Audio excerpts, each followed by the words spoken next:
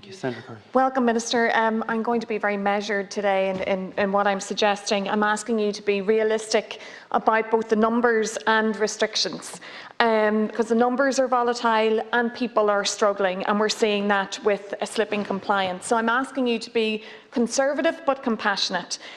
So I back an increase in travel restrictions maybe to 10 kilometres or something more realistic for rural areas. I back being able to meet up with one other family outside in a public space so that children can have a play date and parents can have a bit of a break.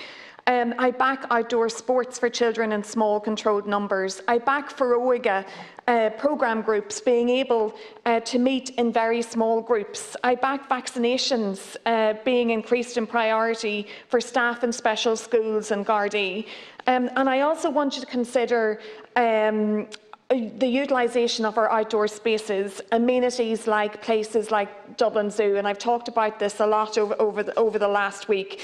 People need more space. We're all congregating in the same public spaces, and they're not actually controlled environments in the way that a place at Dublin Zoo or Fota Wildlife Park can do. They can control their numbers by their gates. My local parks are being closed because of numbers at the weekend. I'm talking about St Catherine's Park and Millennium Park in Dublin 15. Whereas the zoo showed before Christmas that you can pre-book, so there's no queuing up, there's no interaction, that they had restricted numbers, they had a one-way system, they had no indoors, everything was outdoors, people moved along, and they can comply with travel restrictions.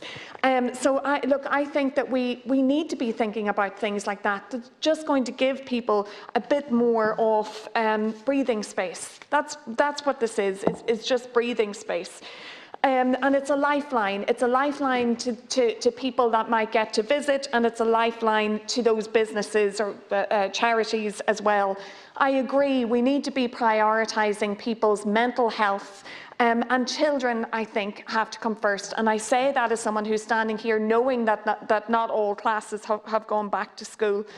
I want to share my condolences as well. The one thing I will just say about the zero COVID, I don't think there's a person here that wouldn't disagree with zero COVID, but to do that we had to get Stormont on board, or we had to have the two islands on board to make it work. But thank you very much.